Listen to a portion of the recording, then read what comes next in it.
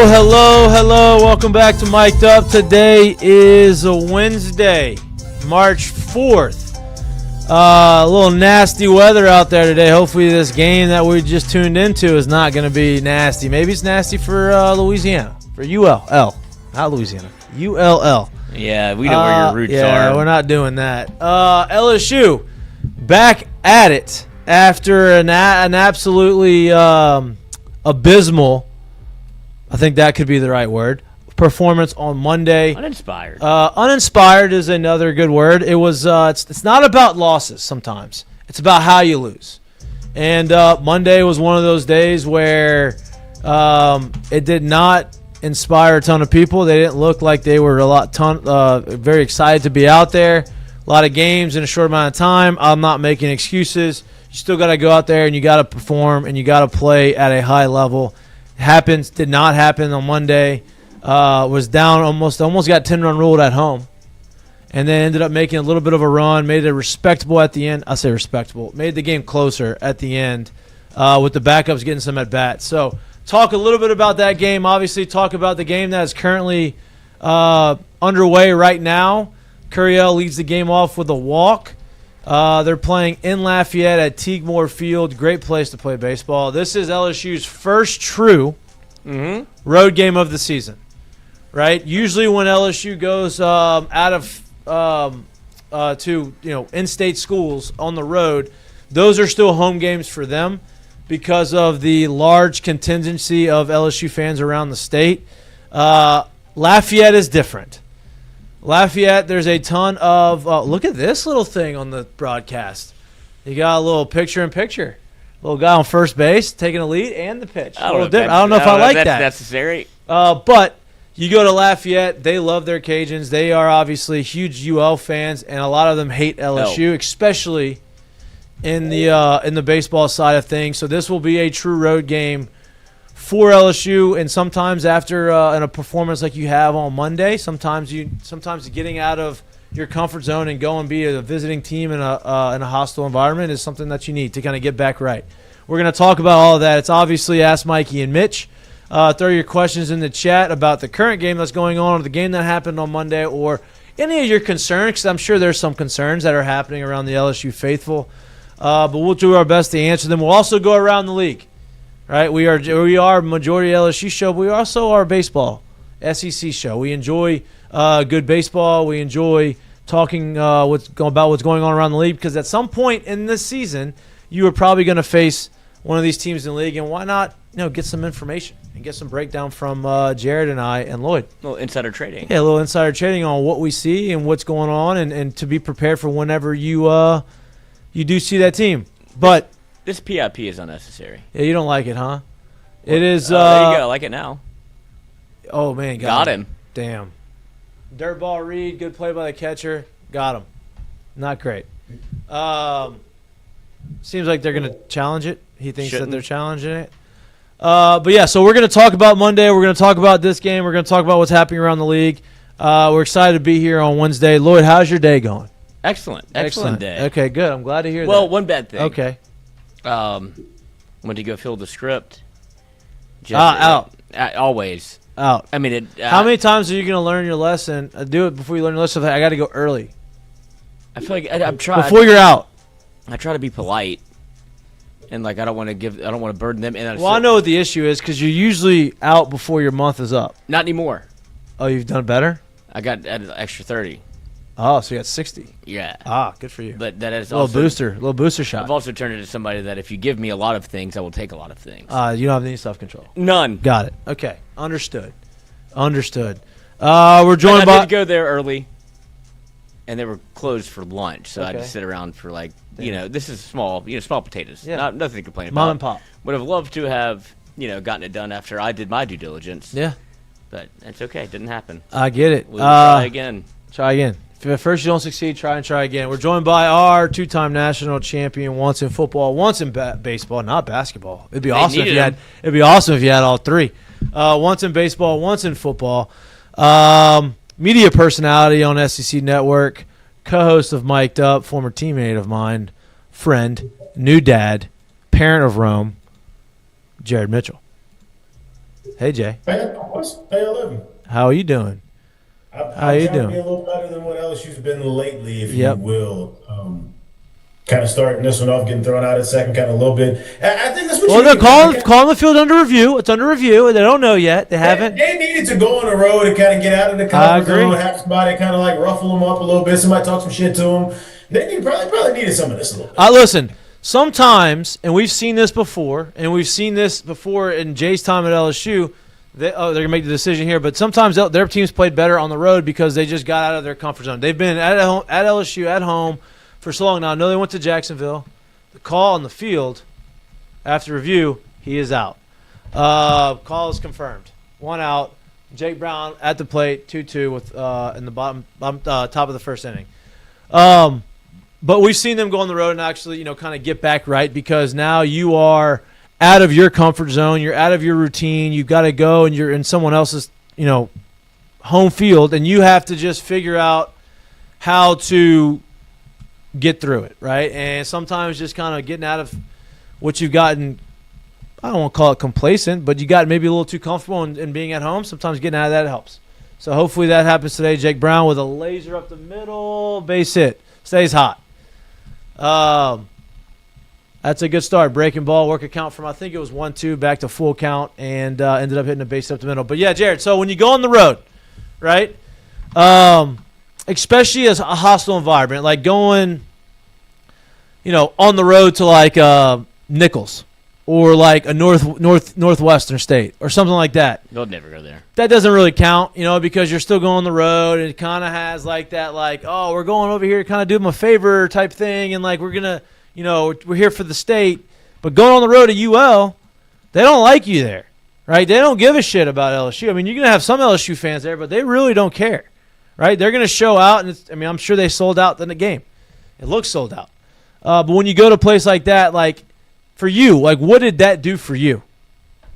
I always like playing on the road. It really didn't matter when, where, however it went. I like being able to, perform against people that are not necessarily in your corner, if you will. Like we talked about it. They went to Jacksonville. You play there. That's not a huge SEC heavy area. I know it's close to the University of Florida, but they weren't even in that tournament when they played there, so it wasn't a whole bunch of hostility. So I think after going to that tournament, there's been a lot of games in a short amount of time. You come home, you play against, and respectfully, just not big name ball clubs. You get the job done, you get wins there, right? But you don't necessarily play baseball that's to be desired. You don't play baseball that people love, and questions start to kind of surface a little bit. And then you back it up by finishing that weekend playing one of those same teams on a Monday, which you're not used to playing, which you're used to being an off day, and you get smacked. Let's just tell the truth about it. You get smacked. I do think that maybe this is an opportunity for them to kind of get out of that comfort, get away from the house, get away from playing where it's just been super comfortable for them, and go on the road, have someone talk a little shit to you, have someone stop not telling you how good you are, have someone tell you just got beat by Northeastern at home, you suck, and maybe it wakes up them juices in the competitive flow again for you to kind of really get you back in shape a little bit. So I'm hoping that that's what they're able to do this weekend. Obviously, you would like to see it done in a tune of a win, but I think that that's what they kind of needed to kind of get away from the house a little bit, kind of get talked to a little dirty a little bit, kind of get back into the flow of things. And look, you're playing against a team in ULL. There you go, Lloyd.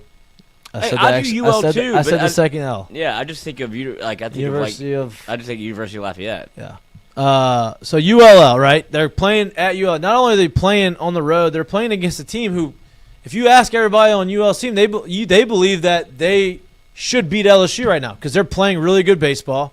They're a hot team. They had a tough opening weekend, but since then they've been playing really good baseball. And, LSU has, not lost a ton of games, but coming off the worst loss of their season, the worst performance of their season, and go on the road. UL 100% thinks they're going to win this game, right?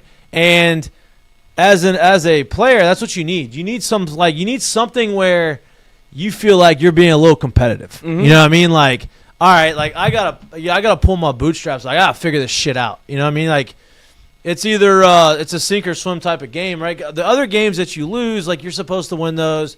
You kind of let down mentally. This one is one of those things where it kind of forces you to lock in mentally And to your point, Jared, like that sometimes that's exactly what you need to kind of snap yourself out of a little bit of a lackadaisical mentality maybe. In this game right now, you have a different lineup than we've seen. Curiel led off. Jake Brown hit 2-hole. In the 3-hole was Tanner Reeves hitting DH, who he struck out. And then Zach York obviously hitting the 4-hole. He just struck out to end the inning. But if you go down the lineup, you see left field, Daniel Harden is getting his first start in left field, and that is coming off of we talked about that on Monday. The left field position, I said I think it's a very interesting spot because Stanfield is not yet back. Stanfield, when he is back, is the left fielder. I think that has been established. But when he comes back has not been announced. It has not, he's been out for 3.5 weeks. We don't know how long it's going to be. Obviously, he has it seems like it's a broken hand that's not been said, but it just based off of how long it's been, that's kind of what it feels like. And nobody has stepped up and taken that. This is Stanfield doing some outfield drills. There has been nobody has stepped up in his absence to take over that role. You've had Tanner Reeves get some opportunity out there. You've had Simpson get some opportunity out there. But I believe Braun maybe played left field for a little bit. But nobody has really taken that role and run with it. And then Daniel Harden, who has been at LSU for, I think, a couple years, is his second year at LSU.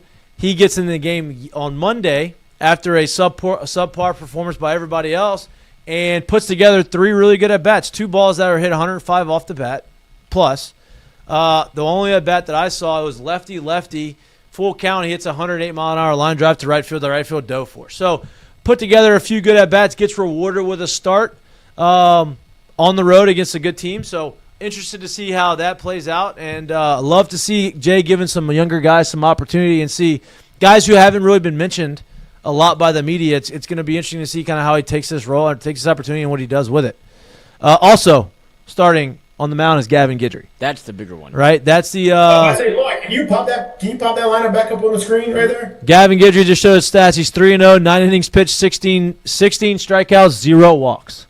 So, Lloyd, go ahead. I'm about to say, I think that that lineup, not only the Gavin Guidry starting thing, you can literally sit here and talk about, we've seen Tanner Reeves in the lineup. We've seen Tanner Reeves getting starts. Him hitting in the 3-0 we haven't seen much of, right? Him switching back to Curiel and Brown thing and kind of putting Curiel back at the top and Brown in the 2-hole. Moving Milam down to where he has him right now. The Daniel Harden in the lineup. That is indicative of a coach trying to shake it up and really start trying to get things going again. He's telling you right there, hey, this needs to get going. I need a win. We want to win. This is a big time. This is a big opportunity for us. So we're going to put a bulldog on the mound somebody I trust, somebody who started the year hot, somebody who's going to go out there and do what? What is Gavin Guidry's biggest and best attribute? The guy's going to compete. Yep. I don't care what's going on. He's going to compete. And I think Jay wanted to have that tone set from the first pitch and really kind of bring that out there, and he's kind of showing it the way he's put this thing together for tonight. 100%. I think that the Gavin Guidry thing, obviously he's a bulldog, but he's not going to walk guys. And I think you saw the last 2 games that they've lost, Jay has had 0 patience with walks. Right? If you're not going to go out there and you're not going to attack him and throw strikes, I don't want you out. You're not going to pitch. Right? And so he says this guy, obviously – Gavin Guidry hasn't had 1 walk. He's going to attack the guy. I know his competitive nature. I trust him to go out there and kind of set the tone for the pitching staff in a big midweek game. I think that's the big one. I think the other one, too, I think the left field position. I think that is that's a kind of a statement. I'm not only just shaking it up, but I truly am giving this kid an opportunity. If he goes out there and he continues to have these good at-bats, I'm going to keep running him out there until our starting left fielder comes back. And to me, that's what you need. You need competition helps. Competition is always good for teams, right? It's always good to force teams to get better. And I like the move of throwing a guy out there that has maybe earned it behind the scenes, and giving him and rewarding him and giving him a legit opportunity. So see what happens, but I like it. You got to remember too. It's probably not talked about as much as it should be, but a 4th outfielder, when you don't have a true straight, hey, here is my DH, gives you the opportunity to play 4 outfielders and not necessarily rotate another guy, but have a guy that can give somebody a breather, let them play in that DH role and keep those guys on. So understand that if that DH spot isn't completely sewed up, this opportunity in the outfield could be an opportunity for him to be like, oh, you're still swinging it. Yeah. Okay, well, you may be able to slide into this DH spot, or somebody else get a day off and you slide in DH spot and you're playing in the lineup. So I think that has a lot to do with what he's doing out there too. Yeah, 100%. I think 4 outfielders, true outfielders, are a necessity. To have 4 guys that you believe that you can put out there, because Jay has shown that he's going to make moves, right? He's going to play matchups. He's going to move guys around. So to have another guy that you feel confident putting out in the outfield and not have to put an infielder in the outfield in the back end of games, I think that's huge. And so I'm interested to see what happens. Look, I'm very partial to these types of situations. This is how I got the situation. The only reason I played against Harvard was because we sucked the game before. Similar situation. We ended up winning the game, but I think we won like 3-2 or something. And it was kind of, hey, I'm going to shake things up and see what happens. And it just worked out, and I had a good game. So, like I said, I'm partial to these opportunities, and I hope he runs with it. I'm excited to see what he does. But and it's a good testament to what they're kind of how he's shaking it. Like, what have you done for me lately? And you saw him hit 2 balls very hard whenever he came in. So. Yeah. If you're going to go off based off of kind of what you've seen, it's like, okay, you got an opportunity, and that's why I don't know if it's going to be him or Eddie Yaman. Because Yaman, big homer. Big homer. That's his first at bat for LSU. Was it really? Yeah, he didn't play last year. Yeah, no, he didn't get in that bat at all. I mean, he didn't get a bat this year at all. Yeah. Gavin Guidry starts it off with a strikeout. A lot of pitches. But yeah, so I didn't know if it was going to be able to be him. How many pitches did he throw? Or Harden. But I'm glad to see Harden get an opportunity, because you did need to shake it up in the outfield a little bit. You've seen they have had – how many games have they played? What are we at, 12? They are 13 games, 11 and 2. 13 games with, 8 errors? Yeah. That 8 errors. Who's got 8 errors? I think the team? LSU, yes, okay. The team. I thought you meant the outfield. No. Like, oh, my God. No. But it's just – I think this is a part of it, is to put somebody out there that actually plays the position. You've had Reeves in left field. You've had Braun in left field. You've had Simpson in left field. None of which are true left fielders. And so now you put an actual outfielder in the outfield just to see if you can, like, sure some things up. And if you're to swing it like that, we had 2 of the hardest hit balls in a loss. Correct. Okay, you've earned it. You've gotten opportunities. And look, he's not just getting this opportunity because I'm just giving it to you. He's obviously worked behind the scenes to actually earn the opportunity, got some playing time, earned even more in the game. So good for him. It's Ask Mikey and Mitch. 30 questions in the chat. Like I said, we are going to go around the league a little bit during the show. We talk about some of these like midweek games and how like the midweek does matter, but like let's not panic. I know a lot of people may be still pressing the panic button. I still think that you shouldn't press the panic button. Baseball is a fickle sport, and you can do a lot of things right and still lose. You can do a lot of things wrong and win a game. But if you do a lot of things wrong at the same time, very rarely do you win those games. And on Monday they did that. They walked guys, they made errors, they didn't hit, and ended up biting them in the ass. And there's no excuse to that. There's no I'm not going to come here and try to defend the actions of what they did, because there is no defending of it. They played bad. Jay knows they played bad. The team knows they played bad. And that's I hate pimping walks, dude. I can't stand the pimp walk, right? Gavin Guidry walks the 2-hole hitter, does a little bat flip and jogs to first, but whatever. Pick off in the ribs. And so, those games happen, right? And I say that because if you go around the league, I mean, there's been other teams kind of fall and not perform well against some lesser teams. I think there's only one team in the SEC that's undefeated. Maybe not. Maybe more than one. Texas is undefeated. Is there another team that's undefeated in the league? Do we know? I think that might be the only one, honestly. Yeah, Central Arkansas upset Vanderbilt last night. Maybe. I don't even know if Arkansas is. I think Texas is the only undefeated Texas team is the only undefeated? Florida 12-1. Oh, no. A little slap double. Yep. Harden gets the ball. 1-0. Wow, that guy, 1-0 UL. Crowd's going nuts. Listen. Have Florida 12-1. Who has it? Yeah, it was. Yep. They've kind of snuck back in there. Listen, this is an important inning right now. Oh, I don't think that it's going to be like I'm not saying like it's like, oh, the season's going to fall apart or they're going to lose the game, but to me, you're coming into this game with no momentum, right? With no like you're grinding through it, dude. Like you're going through a stretch where it's like everything that can go wrong is going wrong. And you play your worst game of the season on Monday. You have yesterday off. You come back today, kind of a dreary day, a little rainy. You're on the road against in a hostile situation, and you have a guy that you trust on the mound who strikes out the first guy. You go, you don't get any runs on the top of the first. Then you come in, you got a strikeout, walk, slap double down the line, scores the run. You try to pick him off just now at second base, and you throw it into center field. Now he's at third base. So, to me, it's an important inning because you have got to somehow stop the bleeding. Not just in the game, but stop the bleeding of, like, what is going wrong and why is it going south. Somebody's going to have to step up, and somebody's going to say, okay, enough is enough. Whether it's Guidry, whether it's somebody on the defense making a great play, hey, I've got to stop. Someone's got to step up and say, I got to stop this shit, and we've got to just turn this thing around because it can happen quick.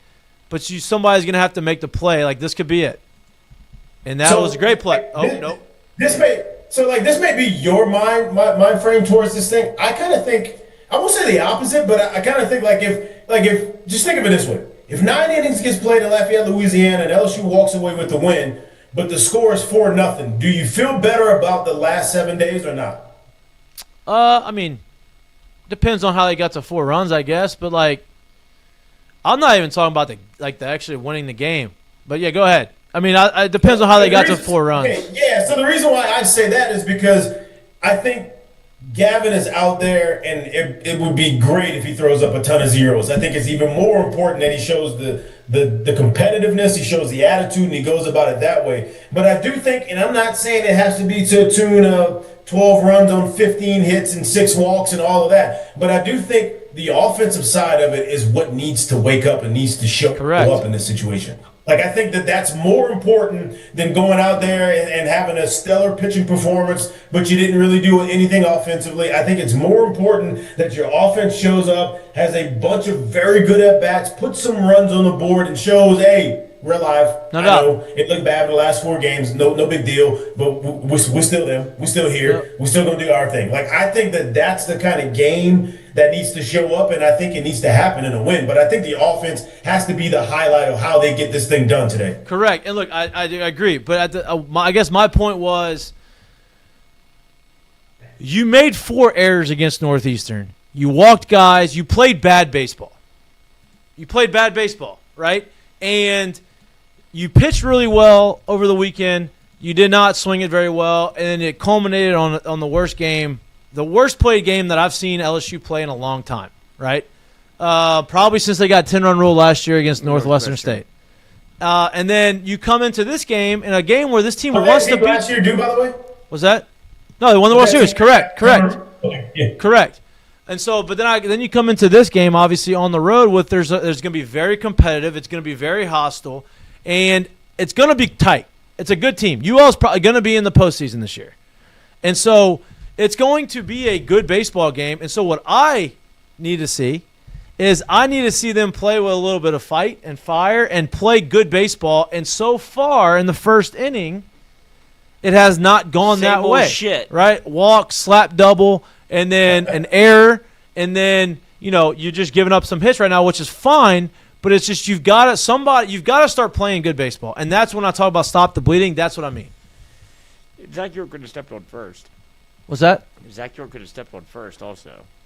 Whenever he threw it home, like that, you got to take. Oh yeah, did he not step on first? No, that's why they ran on third. You're going to give up a run because that's of that. A great point. So we're talking about you're doing all the little shit wrong. We're talking about obviously the walk, and then the guy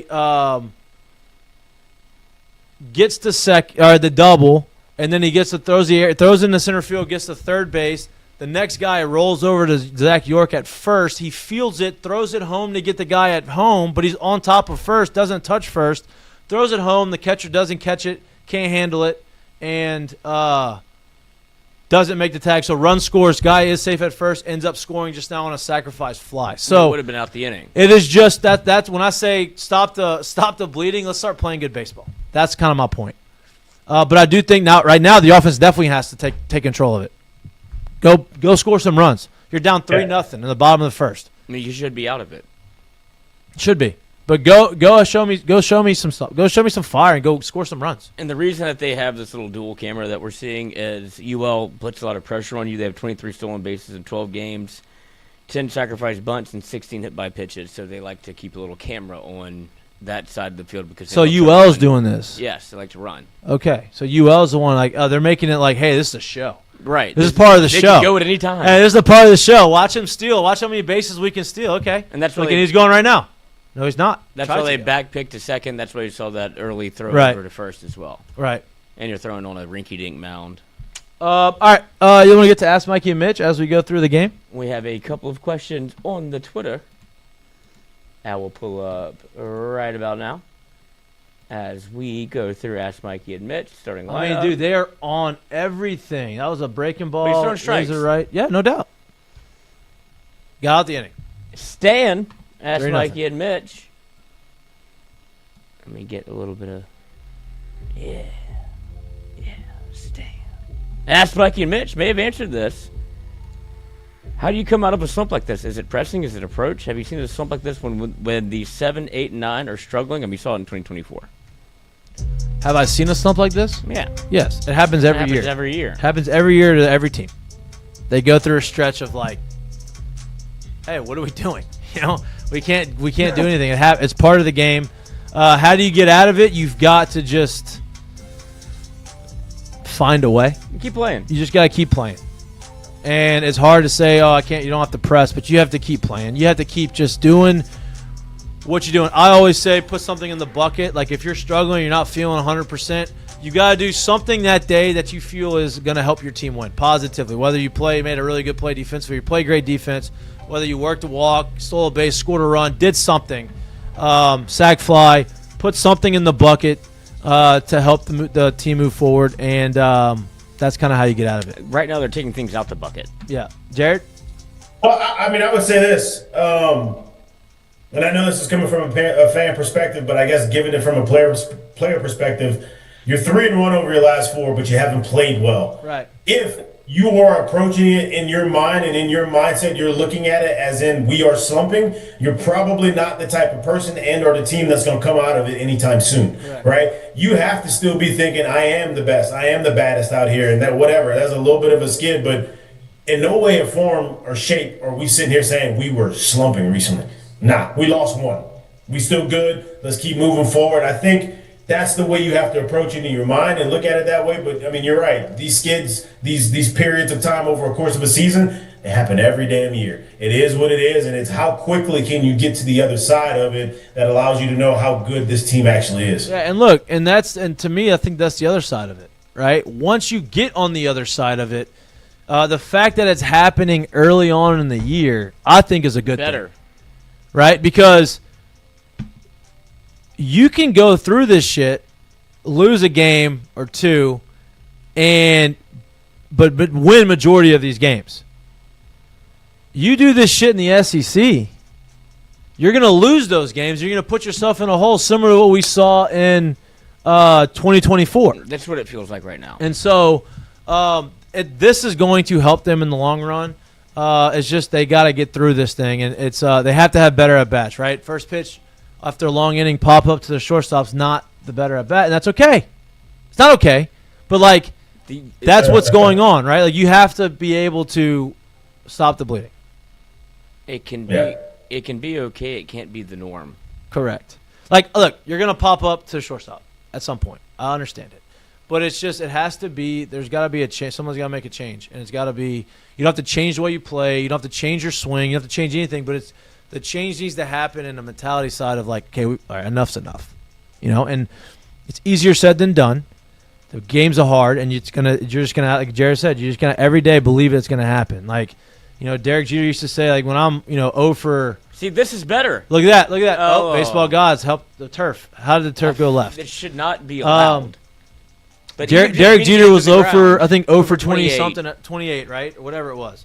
And he was talking about, he came into the locker room and somebody was like, hey, how you feeling? He goes, I feel great. He goes, odds are I'm going to get a hit, right? I'm not going to go 0 for, and that's not really how odds work, but he goes, I'm not going to go 0 for my whole life, right? So I'm 0 for 28. Like, the chances are I'm more likely to get a hit than not get a hit now because it's just at some point it's going to have to end. And so that's kind of the mentality you have to have. Now, will I wear a thong to get a hit? Yes. Hey, you have a little fun. Will you nail your butthole? Will you nail your butthole to get one? Yes. Yeah. I'll do some other things. No, I'm good. I'm not doing that one, no. It's the same thing with Giambi. Like, good chance of if I take steroids and get popped, they won't test me again immediately. So I'll just get right back on the juice. Well, that's another conversation. 50 games for $50 million was the conversation earlier before they changed the way the suspensions work. work. Worth it. It's 80 for 80 now, so it's not that much of a difference at this point. Correct. And then you lose a whole year, but your contract's still there if you have it. Contract's still there. So, there is no threat to you being able to not play in the future. I think first time you get popped, 1 year suspension, contract null and void. Gotta have to re-sign the next time. Then you come back. I would just Anyway, take steroids if I'm gonna get it fully guaranteed.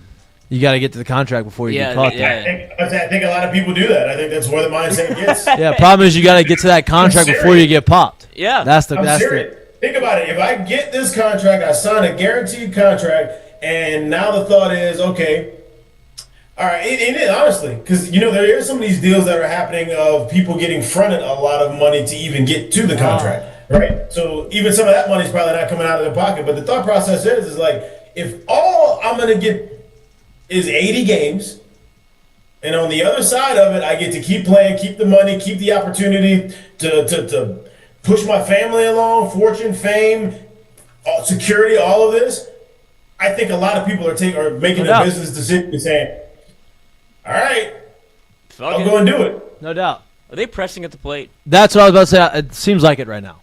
It does. It seems like they're going up there and they're trying a little too hard to kind of get through it. They're trying to hit 3-run homers with nobody on. No, it's not necessarily. I don't think it's a 3-run homer. It's just they're trying to get the hits. Yeah. Like they're just trying to force the hit, and it's just. Well, they do the hard work to get to a 3-2 count. You can't do that. You know what I mean? Like, that's in. Yeah. All right, next question. Oh, it's a great one from Sir Chungus. Sir Chungus large. Bottom 9, tie game, nobody out. You hit a double. Bottom 9, tie game, nobody out. Okay. You double. Okay. You shit your pants rounding first. Everything else is fine. Do you ask for a pinch runner or stay in the game? Okay, but you shit your pants like full on shit or shart? He just said you shit your pants. I mean, I would imagine there's varying obvious? degrees. Yeah, that's what I'm saying. Do we wearing grays? Yeah, Are we wearing like white. Do I have a little dirt to where it looks like it's A turf field? Is it wet outside? Like where you can kind of I hide mask this? it? I'm staying in.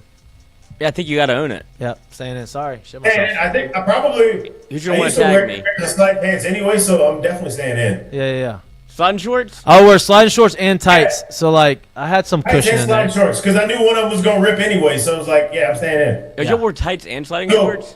So yeah, listen, look, you go tights, you go sliding shorts on top of them because then that's what you tuck the jersey into, Yep. right? Because the jersey wants to move around. I don't really want to tuck it into the other ones because it just don't feel that great, right? Pants Damn, on this top of that. motherfucker's So dealing. I got, bro. We good. I'm staying in. Little dookie. See y'all when we done with these 27 ounce. Yeah, and I'll tell you what, UL's fucking that guy got a little run on. throwing some haymakers right now. That's a little down, but I mean they're coming after him. He's not been very good. They're coming after him. And Gavin Guidry is just throwing strikes, No doubt. and they were teeing off. No doubt. They're swinging it. They couldn't. They couldn't have started the game any better. No, this is what they wanted. Yep. Commence to melt. That's in the chat. Not a lot of questions. Not a lot of questions. Okay, that's it. Well, people watch the game. That's fine. We're good. Dudes calling strikes on balls on guys on guys' shoe tops. Yeah, I mean I get it. No doubt. I understand it, but that doesn't matter. Let's go fucking. Do they seem a little tight? It feels like that. It does. I don't know, Jared, if you feel the same way, but it does feel like. I've I'm literally, I don't know, for whatever reason, I can't get this game right now, and I don't know if it's under like a different account or whatever. So I'm actually watching the live box score, and I have 2 other games on right now, and I don't have vision on this LSU game, which kind of pisses me off. It looks like, is this the first time I've seen it all year where it looks like they've actually got out of their approach at the plate? Okay. So far. Yeah, I can't see this right now, so I'm not very. Which means happy about that. I don't know why, but that's what's which means to me, it tells me that they are pressing a little bit. Mitch, I got you. Hey, let's go through real quick. Go around the league, right? Before that, okay. I do have some asses and seats in Lafayette. Said it is absolutely. I bet you it's electric. Yes, I bet you it looks electric. It is rowdy in here. And look, Lafayette people like to drink, and they love their Cajuns. And they love when they can beat LSU. Yeah, this is what they wanted. Yep. It started off perfect. They also don't get LSU in Lafayette very often, so this is a big game for them. Correct, and I think this is good for a good opportunity for LSU. Look, a good faces in the fan. What? Your face is in the fan. What does that mean? You get hit by the blades. You got to pull away. Oh, okay. I've never heard that before. Your ass is in the jackbox. Yeah, jackpot. Gonna put my ass in the jackpot. I never really understood that one though. I still don't get it, but I know what it means now because of how we said it. Yeah. All right, let's go around the SEC. Obviously, look, it's out of conference. Some SEC teams have played tougher schedules out of conference than others. But it's still the out of conference. There's a lot to kind of talk about. I think the big story is Texas came in with a lot of hype. They're undefeated right now, and they've pitched their ass off, and they've done everything they needed to do to win games. What's that? 3 kid starters there. The bullpen stacked. Like they got some. It's a pretty impressive bunch right now. Oklahoma's in the top 10. I think the big story there is Cam Johnson has kind of figured it out. And he's kind of given them a bona fide ace, the guy that everybody anticipated him being. He feels like he's kind of got to that spot. Auburn ranks 6th in the country right now. They were good last year. I know. Auburn ranked 6th in the country. Mississippi State ranked 3, lost in the midweek to Mississippi State. I mean, Southern Miss, but Southern Miss is ranked 8th, right? Alabama not ranked, but they got maybe the 1 overall pick in the draft, that shortstop in Justin LeBron. Florida. I think people have kind of forgotten about the Gators. They started the season off with a loss, and everybody kind of like wrote them off. They're 12-1. They're ranked 7th in the country. A&M 18th. You got a lot of teams. Tennessee kind of getting back on track, ranked 17th. Arkansas ranked 6th. Obviously, that's no news to the SEC of having that many teams ranked. Kentucky ranked in the top 25 as well. What, Jared? I guess around the league, have you seen a team that has like really caught your attention so far? Honestly, it has been that Texas team. I still have a little bit of a question mark on how good they are offensively, but the pitching staff is legit. There's, I want to say, 2 or 3 guys they have in the back end of the bullpen that are freshmen that I expect will continue to have the Kason Evans type of effect on their team this year. Like they're legit arms in the back end of their bullpen. They got 3 really good starters that they roll with. It's a good ball club. They got a lot back that they had from last year, so it should be interesting to see what they do. And they have a favorable schedule, right? They don't see LSU this year. They don't see Arkansas this year. There's somebody else they don't see that's really good this year. So it's those things that can work in their favor. That's one. But, look around the league, man. Like, we sit here and we talk about things. If I told you right now at this point of the year, even though they haven't been at their absolute best, Vanderbilt's got the worst record in the league, and they're barely over 500, right? Like, that's where they're at. You got South Carolina, who's also struggling. Tennessee's dropped a home series to Kent State. You got Arkansas, who's got 3 losses on the year already. A lot of these things are going on around the league, so to sit here and worry about that one game, I'm not. But to back up that 3 games at home that they played with how they played and got beat on Monday night, this is a spot where you got to kind of start coming out of it. This is a spot where you got to stop sputtering a little bit and start playing better baseball again and get yourself going. But it's baseball. Like, you're going to get some of these losses. That's why I didn't really put a lot of stock into that game. Obviously, you back that weekend up with that game. It doesn't look great, but it's like, hey, you have an opportunity 2 days later tonight to get yourself back on track going into the weekend, and I think that's what they need to be trying to do, and that needs to be the focus. Look, I agree. And look, there has been a lot of turnover in the SEC in general the last couple years. A lot of guys have left to go, obviously gotten drafted. Coaches have been fired. Coaches have left to go coach in Major League Baseball. There's been a lot of movement in SEC play. And so the non-conference game is the non-conference schedule is part of, this is part of it, is learning your team and figuring out how to get through some of these types of situations. And a lot of times you aren't really faced with these situations this early on in the year because you're not playing the competition that is equivalent to what you've got on your roster. And so sometimes you can kind of get away with bad baseball and wins, and it gets exposed early in the SEC. And so I think what you're seeing right now is you're seeing LSU had a lot of turnover, and you're seeing them trying to figure out kind of their identity and who they are. And I think you're gonna see that. So he's a junior. Yeah, he went to community college. Okay. He went to Catholic, then community college. Hit Daniel Hardin we're talking about. Daniel Hardin, yes, of course. But yeah, so I'm with you. I think this is a big opportunity, but everybody in the SEC is trying to figure out who they are, right? They're trying to make some adjustments. In my mind, obviously throughout the whole year, right, the ability and the opportunity to stack wins in non-conference games matters, but I'm also not looking at it like a barometer of how good we are. I think what it does, because of the 30-game schedule that you play in the league and the toughness of it and how it is to navigate that tells you right there all you kind of really, truly need to know about your team. But when you also look outside of that and how do we do in these non-conference games and it gives you an opportunity to put the other wins where you need to be, to have the RPI where you need to be, to position yourself in the postseason. Yeah. That's what I look at these non-conference games as. So I don't necessarily want to see 10-run rule. Yes, I would like to see you find ways to win, but a team that can find multiple ways to win in this part of the year is probably more important to me than thinking we're so good at hitting even though we're not really probably playing the best of competition, or our pitching staff is so ridiculously good even though we're probably not facing the best lineups. Different ways to win to me kind of tells me a little bit more of a team right now than it does of anything else. Low false confidence, right? That's kind of what that gives you. This guy for UL is a little funky. Mm-hmm. He's got a real long delivery. It looks a little deceptive, and this shit's getting on. Look, Caraway, that's juiced, and to the track, right center, caught. It's real low and then over the top. But it's it's a little funky. It looks like he's got a little cut to it. It does. It's kind of down angle, a little cut. Of a fastball. Jared, I did send you a link to watch the game if you want.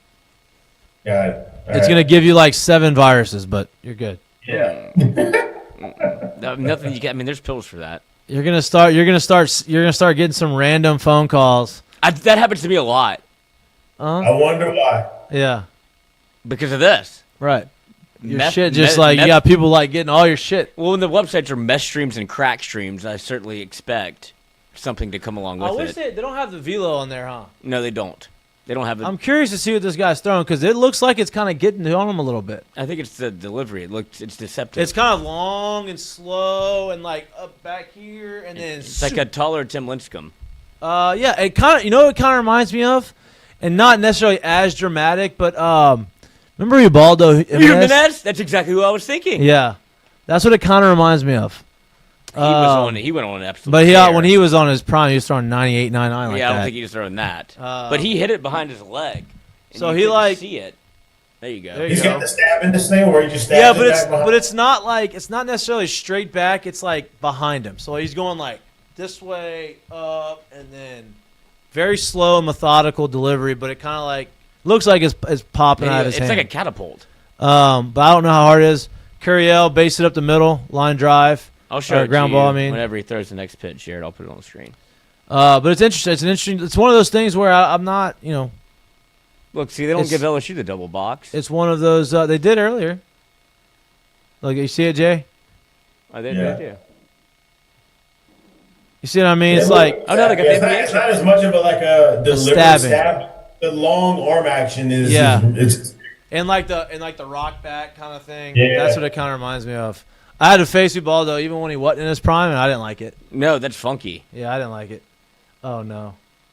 The fucking turf. Oh, $20 super chat Oh yeah. at okay. the buzzer from Michael Blasco, 5207. All turf baseball fields should be illegal. College baseball has turned into a giant carpet convention. UGA's field used to look like a national park. Now it looks like paint spilt everywhere. I will say this. I don't love all turf field. I think the dirt needs to be dirt. If you want to have turf, you can have turf on the grass, but I think the dirt needs to be dirt. There should be no turf anywhere around baseball. I mean, you go like Tampa and the big, like all the turf fields in the big leagues, it's all dirt. right. That you It's can baseball. have turf. Just have dirt. There's nothing worse than getting up to the box and not having dirt. And you can't dig in. You're on the I hate that. Have you ever taken a ground ball off turf that hits dirt? What? Like, that's why they do it all turf. Yeah, but college is the only one that does that. Yeah. Also, it's cheaper, but, like, it's two different spins. Well, 100%. But like anytime you hit a lip of grass to dirt, it's two different spins too. But it comes off hotter off the turf, and it's a See, but natural- here's the deal. I think that's a misconception as well. Turf is not always the turf in Toronto is very slow. Oh, they can be slow turf? Slow turf. Like they doesn't always like doesn't just because you have turf doesn't always mean now if it rains okay, get ready. It did rain. Correct. Like if it's slicker, but it's gonna it dries a lot quicker. But it's just not always faster. Let's put it that way. Nice. Is that a gummy or is that like a actual gummy or is it like a Lifesaver? Okay, so not it's a real lifesaver, not a left-handed lifesaver. No, Okay. those are the real lifesavers. Okay, that was good. This is my ring. Okay, so super chat. Do we have? That's what it was. Oh, okay. All turf fields. I agree. I just don't.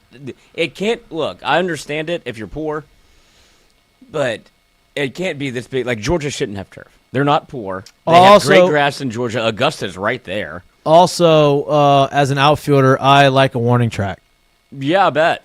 You know. No, not just a warning track, not because you can have these turf warning tracks or whatever that just change the color. Like No. I need the dirt track. And it has to be that 12 to 15 feet, not the 8 to 10 feet where it doesn't really matter. I'm going to be splattered on the wall like a bug anyway. Correct. So, I mean, I understand why you do it, but I also think that it needs to be I just like the dirt. Like, I just like it. I mean, I hated playing at Tulane when they got that off-turf field. And, like, if it rained, dude, you're sliding head first halfway down the line. Yeah, you got 4 steps in you, then you're sliding into second. Yeah. And you're oversliding the bag, and now they call you out if they review it. You came off the bag in the rain on turf, and it's like a slipping slide. Correct. It's stupid. That's not baseball. I want to be dirty, first of all. Second of all, I want true reads of how baseball was supposed to be played. Dude, they're not swinging and missing. Watch out. See, that is going to get himself hurt. Yep. Well, I mean that was There's a it preventative doesn't matter. slide. It wouldn't have mattered on that because even if it was dirt, he's sliding into that wall. Yeah, but I'm saying that you got to make the timing right, and he did that so he didn't slip on the turf. Yeah, that's also very tight. I hate when the Bad field, bad. I hate when the stands are like on. There's no. I don't rim. like the angles. It's not. I mean, there's not the only person that does that. There's a bunch of fields that have tight quarters. Super one. Maybe get some more Even in the big sponsors leagues, so you can good get some pitch. grass. Yeah. All right. Gavin Guidry is kind of trying to right the ship, kind of trying to level the 7 pitches in the second. 7 pitches in the second. He strikes out the first guy in the third. He is kind of stabilizing the momentum here and allowing, hopefully, the offense to get going. And, How does this stuff look right now? I think he's getting taken out right now. Maybe not, but I think he's getting taken out. Right now. His stuff looked fine, honestly. I mean, it was sharp. It was you give UL credit; they were on his breaking ball. Like they weren't fouling it. They weren't swinging and missing a ton of it. He gave up 3 runs, but they made 2 errors, so like not all the runs are earned. Yeah, I mean, I can't complain about how he pitched. I think he walked 1 guy. And that guy came around to score, but like his stuff looked fine. UL did a good job of staying on the breaking ball. They shot a couple of them to the opposite field. And they were on a morning. They were hunting. They were like and they were aggressive because they knew he's in there to throw strikes. Yeah, they've been aggressive. They were like they weren't taking a ton of pitches. They were going after him. It was over the plate, fastball, breaking ball, whatever. They were swinging.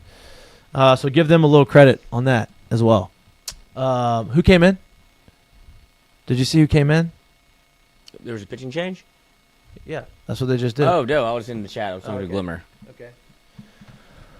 And can nobody? Oh, a little late. Ask Miked up. Ask Mikey and Mitch. Can anybody else see the season going like 2024? Lots of similarities. 14th in ERA, 9th in batting average, 14th in fielding percentage. That's not a streak. That's just not a great team. And it does. I said this. It's not a great start. I said this before the year. Like, because in 2025, I felt like they had to, not had to win it, but that was their best opportunity to win a national championship because of what I saw in 24, where you saw young guys be able to play, and you kind of got your growing pains out where Jake Brown was the freshman. You saw how that ended. You saw Stephen Milam play. And then you had those guys that came back with experience last year.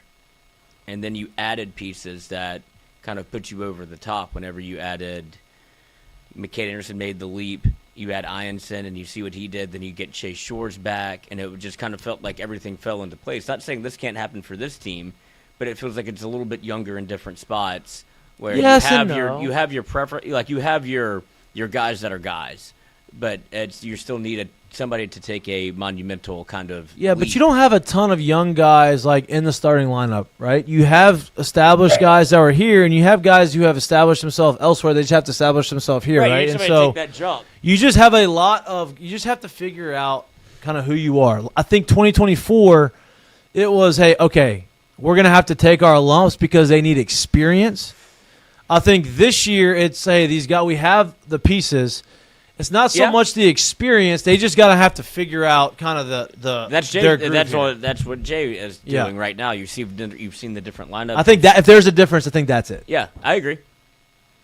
That's Yeah, it. I mean this doesn't remind me of the 2024 year at all. If you remember back in that year, I think we probably felt better going into the start of the year. You probably felt better about that weekend rotation than you felt about this year's and or last year's. If I'm being completely honest, nobody can sit here and tell me they knew for sure that Cade Anderson would jump and do what he did. No. There's nobody that can tell me they knew for sure that you would enter an Anthony Ianson into this league and he would do what he did. Right? Those guys made jumps that were like unforeseen, and I think that that's where this team is. So I think, like Mikey talked about when it comes to the lineup, you got guys that were experienced, right? You got guys that were experienced in this league that are back into the lineup. You got Jake Brown, you got Chris Stanfield, you got Stephen Milam, you got the Pearson who's got some at bats in this league. You got all of these things going on. You got a big guy at first base who's got a ton of college at bats.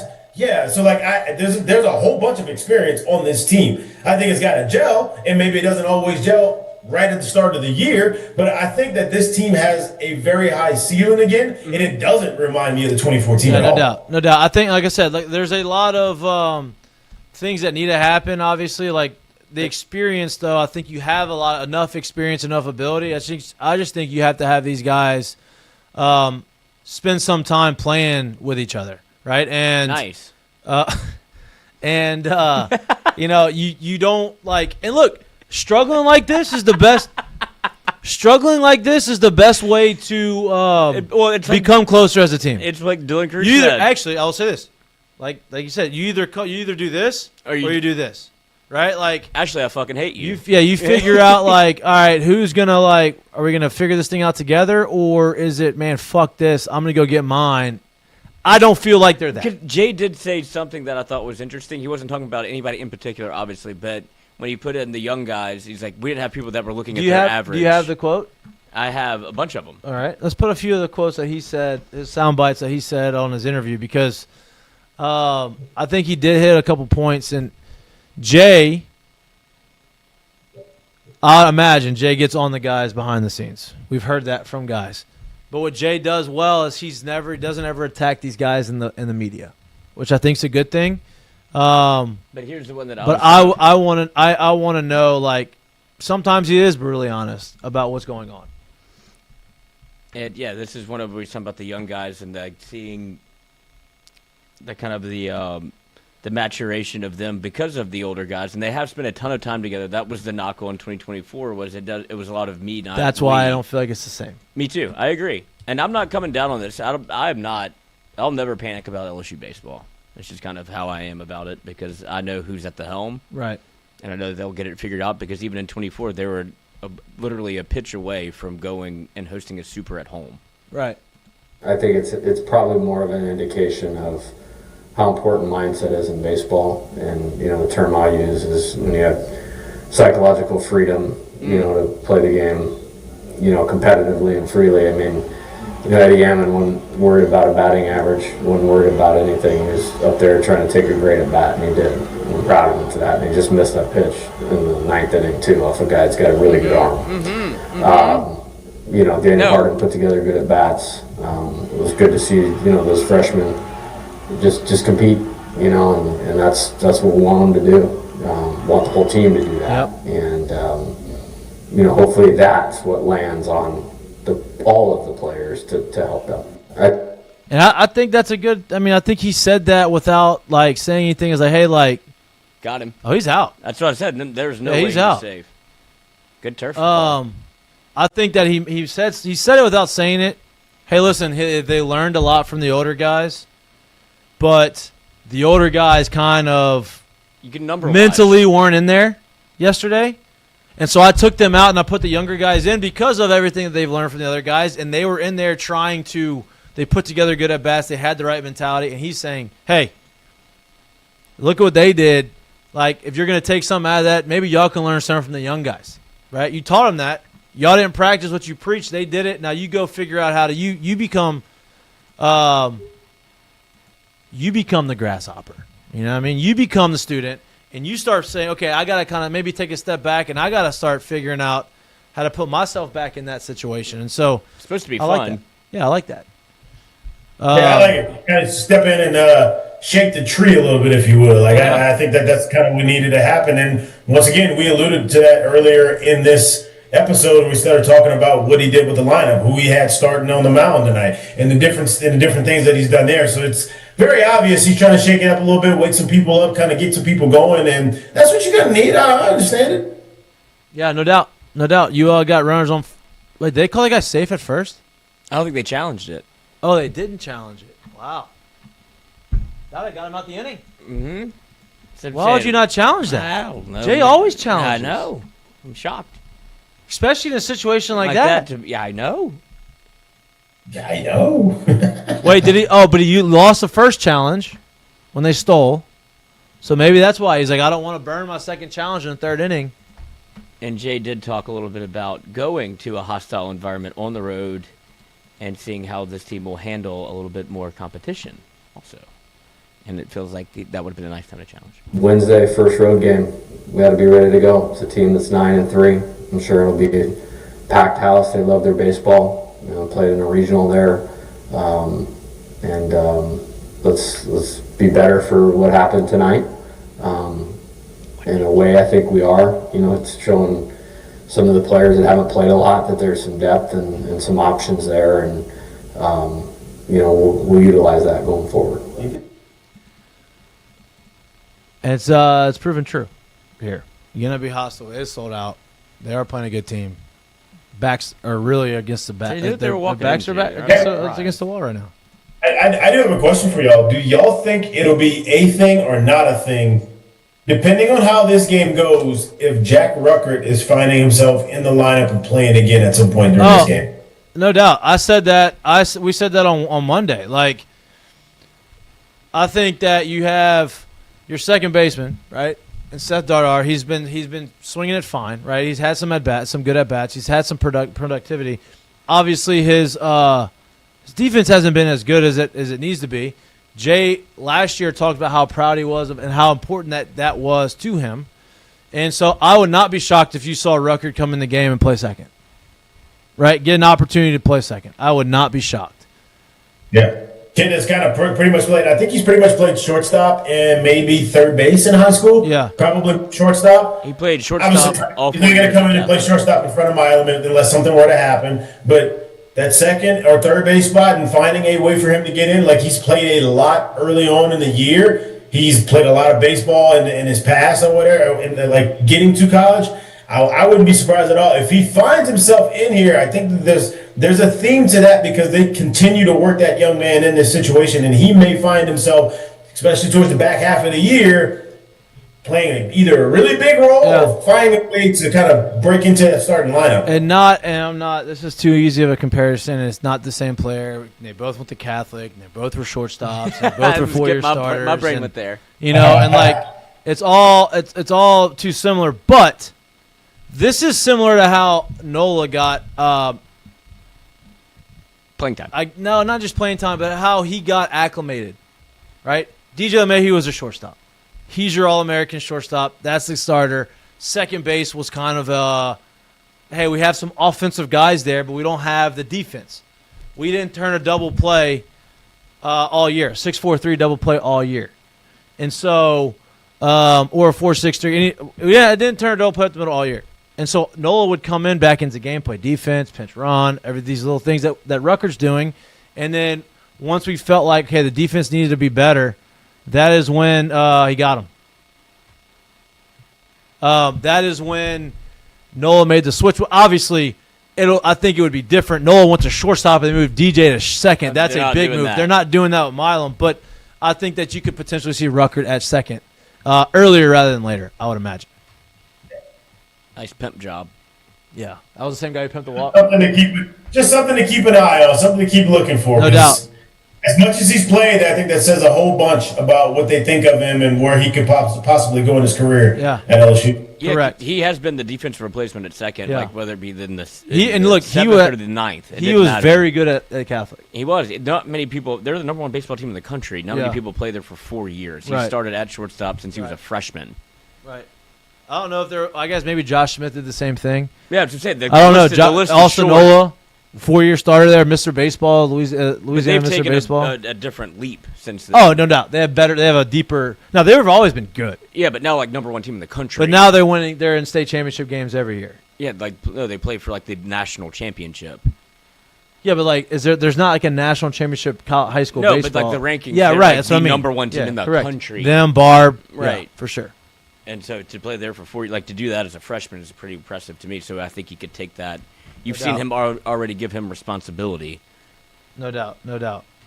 And even he made a shocking kind of error on Monday, like a little cue ball to him at second, and he just misplayed it. And it's like, yeah, everybody's kind of struggling right now. Yeah, baseball. You're in a little bit of a shit. You just got to get through it. You got to keep pushing. Keep moving. There's the meme whenever you're digging in the tunnel. The diamond's right there. Look, there's going to keep pushing. 100%. There's going to be an opportunity in this game. Home run. No. There's going to be an opportunity in this game where you have runners on second and third, 2 outs, and you got somebody at the plate that maybe Harden or Reeves, somebody at the plate who kind of, you're not really expecting to do it, comes through with a big double, right? And that kind of gets everything going. Or you have the same situation. It's a guy that you need to count on to do it, and he comes through and he does it. And it's going to happen. There's going to be an opportunity in this game. There's going to be a situation for that. It's going to be, are you going to come through in that opportunity or you're not? And that's how you get out. Because those opportunities, when you have them in these situations, there's not a ton of them. Right? And so when you do get them, you have to take advantage of it. And the more you take it, the earlier you take advantage of it, the more of those opportunities you're going to have. That's just baseball, dude. It's just. I mean, how many times a wild do we deal. see Thompson come up? Oh, Pearson in already. Who's he pinch hitting for? Is this Reeves? Pinch hit for Reeves because they brought the lefty in? Probably. Who? No, Harden. Harden was up to the plate, I believe. I'm trying to think who got out last. I have a short memory. I'll know after he gets a hit here. Because York's on deck. York's on deck, so Reeves. Yep. Reeves was hitting 3-hole. Yep. So he's hitting for Reeves. And then I guess then you go defensive replacement. Was he in left? Reeves is DH. Okay, nice. One at bat or 2 at bats for Reeves? One. One at bat. They're in the fourth. Hey. There's one. Yeah, one.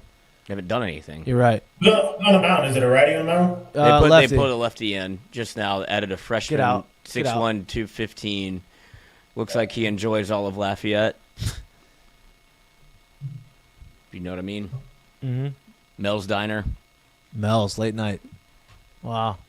Wow. If you know, you know. What a pull. Yeah. I saw a guy get a hand job there. Whoa. At 2:15 in the morning under the table. Wow. They're like, you can do anything you want. Was he your friend? Or No, I was just walking to meet my friend. You just watched the whole thing? No, I just walked by and I was like, oh, he's getting tugged on. Good for him. I was kind of wondering the same thing, Mikey. I was like, what exactly were you doing to be able to see? We were all inebriated. I don't know the fella, but it was like 2:15 in the morning. I don't know. You seem to have your senses about you pretty well. It was jarring. I didn't know that you could do that and not get kicked out. Shocking. It was shocking. And he was just having himself just getting tugged on. I was like, damn. All right, I'm going to keep it moving. We got a little pressing going on right here offensively. We got some chasing. Hasn't happened all year. We're starting to do it. Obviously, game is moving very quickly. This is a ramped-up competition right now. But we have succumb to the pressure. You got to level it out. Level it out. One swing doesn't do anything. You need to put together. You don't need a solo homer. Nope, doesn't do anything. Solo homers don't do anything for you right killer. now. Home runs are rally killers. In a way, depends on when you hit them. Mm-hmm. Maybe it's the way to cap off the rally. You ain't gonna start a rally with a homer, but you can cap one off. But yeah, green light. No. Good. No. Good take. 3-0, definitely taken. There's Umpires no reason to give him a 3-0 swing here. All the umpires have been bad. You got one out, top of the fourth. We're gonna walk you through. Freshman. We're gonna walk you through. 89. Please give me. You don't know what he's throwing. I see it. Oh, there's a velo gun now. They added it right after you said something. Oh, no, they must have heard me. Yeah, probably. I'm glad they're listening to us. Yeah. 90. Okay, get the base runner. We got that. We're gonna walk you through this top of the fourth, depending on how long it takes. But while we do that, we're gonna go through the seggies. Yes. Also, before we get to the seggies. Mm-hmm. You got a bone to pick? What you got? No bone to pick. I just look. Dad life has been awesome, and like you go through some stuff, right? And you kind of figure some things out. And like when the wife is Allie has been at the house all day while I go to work, and she's grinding, crushing it. She's grinding through it, like doing whatever. Every 3 hours, it's a schedule, right? The baby wakes up, you got to feed him, then you got to keep him up for a little bit, do his tummy time and whatever, and then put him to sleep, and then the whole thing, right? So it's a grind. So you get the opportunity as a husband, right, to get that, to say, hey, this is my shot. Hey, listen, you go, and you can come you go run some errands, get out the house. I got it, right? I had that last weekend. I crushed it. She went to a shower. I was like, oh, we're good, whatever. I get home from work yesterday, and she had to go to FedEx to ship some stuff out. And so when I get home, I'm like, this is great. I'm going to feed them. I know the routine. I'm good. We're good. I've done this, a lot. It feels like a million times. It don't sound like you're going to a good spot. No, it doesn't. So we're going, and she's like, hey, I'm out. Okay, and so John Michael has, I guess, going through a little bit of a growth spurt. And so finally, he is he just struggles to finish the 4-ounce bottle right now. Like he finishes it, but it's like, okay, he's like he's a lightweight, tired, he's going whatever. Is he falling asleep in the middle of it? Yeah. And it's the first time he's been doing that, right? So I'm like, oh, I got this. Like I'm gonna make sure I'm gonna get the whole bottle done. Like Allie was struggling. I'm like, I'm gonna be great. So she leaves. We start the bottle. He's crushing it. All of a sudden, he goes through his things. We're like, I'm burping him. We're doing the whole deal. I'm like, I'm crushing it. He's doing great. This kid, mid-bottle, goes, I hear the wet. And I'm like, all right, we're going to try to finish this, and this is going to be good. You're going to fall asleep. I'm going to change you in the middle of the bottle, and it's going to wake you up, and you're going to finish, and I'm going to look like the best. Next thing I know, I kind of try to move him. More? And I'm like, wait a minute. I look down. This man blew out of his diaper and shit all down his leg. All right. All down your leg, too. It didn't get on me somehow. I don't know. He had a onesie. I don't know how it didn't get on me. So I'm like, oh, shit. All right, so I put the bottle. I'm like, okay, we have like a changing pad like on the coffee table in like the living room and in his bedroom. So put him on there. I'm changing him. I got to take the shit off. He's got shit all down his leg and his toes. Nice. So like I'm grinding, like wiping him, making sure he's got nothing on his back. Did you nothing on his shower legs. these kids? And so, yeah, we put him in the bath, but we're doing the bath that night. So I was like, I don't want to do that right now. Just dip his toes in the pool. I'm like going through the whole thing. I'm finally about to like get done. All of a sudden, I feel like, wait a minute, this kid's pissing in my face. Yes. shirt, face, in your face, like in my chin, underneath my neck, and I'm like, oh, so go and like, shower from the lad. I'm like, oh no. So I got, we do whatever, shit's everywhere. So now I'm like cleaning this up. I'm like, all right, shit's everywhere. I'm like, all right. I clean him up. He finishes. I bring him into his room. Yeah, punished. And now I'm like, okay, now I gotta like wipe you down again. I gotta get you a onesie. I gotta do all this stuff. So I'm like, finding all this stuff. In the midst of all this, pooping again. he pees on me again. Nice. So I'm like, all right. So I finally get him situated. Put the diaper on. I said, hey, bro, you're gonna sit in your crib for about 5 minutes. I'm going. You're going naked. You did. You're going naked diaper. So then I'll like wipe everything down, do whatever, get everything back normal. Get him into his onesie, get him dressed, get down, finish the bottle at the buzzer as she's walking through. And she's like, how'd it go? I was like, great.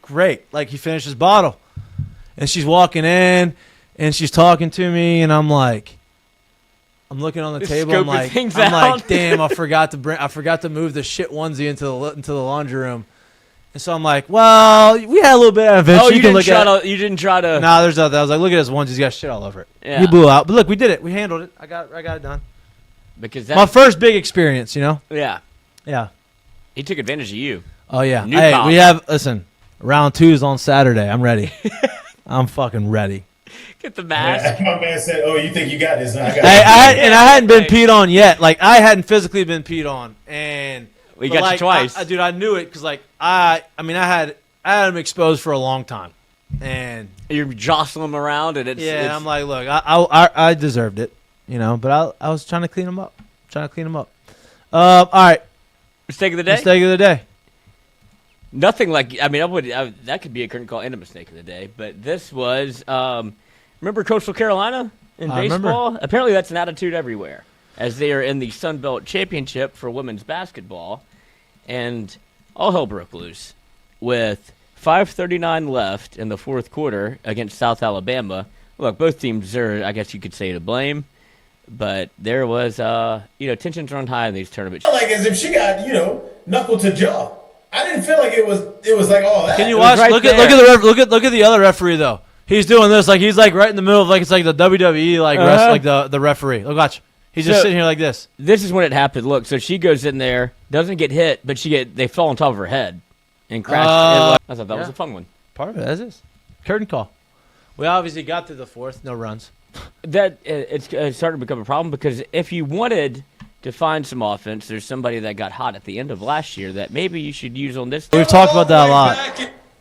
I'm happy for him. Yeah, he just got nuclear. Yeah, he was hurt for his first 2 years at LSU. He got healthy and he went and did his thing. That's what happened. Yeah. Jay, you got a curtain call? So that's your curtain call, obviously. Yeah, my curtain call. We can stick on the baseball thing, but we're not going to spring training. Hey, if you didn't get a chance to watch it, what was it, 3 years ago? 4 years ago? World Baseball Classic starts. Yep. Apparently, USA's taking this thing for real this year. So get ready to see some very electric baseball before season even starts. And I think something like this is really good for Major League Baseball to showcase all these guys that are in the league. But I like WBC when it comes around, and I'm all about that. The USA's taking it for real this year, and it should be get your popcorn. It should be good. It starts tomorrow. Did you see the Dominican Republic game? I saw a little bit of it, but like once again, they played that like in the DR too. So like I'm not. Oh, that's what I thought. Look, like this scene is electric. Yeah. Well, that's winter ball. So if the pool that's being played in Miami is probably gonna look a lot like that as well. You just showed Ethan Fry, good pitch. You just showed Ethan Fry hitting his first home run in spring training. Spring training, especially as a young guy, is the first opportunity to make a big impression on the big league squad. Whether you're invited to big league camp or get called up to go play in some big league games, any rookie, any guy that goes into camp for the first time, you walk into that locker room, you want to make a great first impression to the players and to the staff, because they're going to remember that. And whenever there's opportunity, when you get sent down to get called back up and get some extra bats, you get that, right? And so then you leave a lasting impression going into minor league ball, and now you have a different set of eyes on you, right? I was never great in spring training, and I was very not happy about that. Like, it was just one of those things where I never really had, as a rookie, an opportunity. I never really said, oh, man, look, I had this crazy good start. Doesn't always mean that you have an unbelievable season, but it always helps. Obviously, Ethan Fry hit the homer. Vance Honeycutt, I know a lot of people, we talk about 2024. I know a lot of people talk about, we talked about that a lot, and a lot of people may remember the name. North Carolina center fielder, first-round draft pick by the Baltimore Orioles. He has 4 at-bats in camp right now. He is 4 for 4 with 4 homers. That's a good first impression, right? So now you've obviously put yourself in a situation where you're going to get some different eyes on you. You're going to have a little bit more attention. Maybe the hitting coach, big league hitting coach, gives you some extra time in the cage. Maybe you're getting some opportunity to go have some cage work with some of the big ones. So as a young guy, kudos to him, man. That's a cool way to go. The Orioles are going to be good. Well, they were supposed to be good last year. I know, but now they've added him. They've added Holiday. At some point, this is all going to come to a head. Your young talent is your talent. No doubt. All right, that's all we got for you on this beautiful Wednesday night. We appreciate y'all tuning in. Continue to watch the game. LSU going to make an epic comeback and win the game, hopefully. Get off the schneid. It's not really a schneid. They only lost 1 game, but just get back in a row. Back into playing quality ball. Yeah, get back into playing good baseball, competitive at bats, playing the ball, brand of ball that they expect to play. We love y'all. We appreciate y'all. We'll be back live in studio maybe tomorrow. We're going to talk about that, boys. We're going to have to move the show on Friday, but maybe tomorrow. We'll let y'all know. Gotta get tagged in from the wife to help her. More pee. Yeah, more pee. We'll talk about it, but we'll be live either on Thursday or Friday. We'll talk about the time and let you know. We appreciate you tuning in. We love y'all. We appreciate the support. Please like and subscribe to our YouTube channel if you can't watch us, but you like listening to us anywhere you get your pods. See y'all on Friday. Enjoy the rest of the game. Peace. Yeah. Double. Whoa. Yeah, we're on the. I'll take it. They didn't give us. They didn't give us fireworks. He got a thumbs up, fireworks, thumbs up. Wow! It cut the fireworks off short did. prematurely. It's a little weird. Yeah. Nothing wrong with being premature. Just excited. Well, get off my stream with this nonsense. Love y'all. Goodbye. Tigers come back in the 7th. They stop selling beer.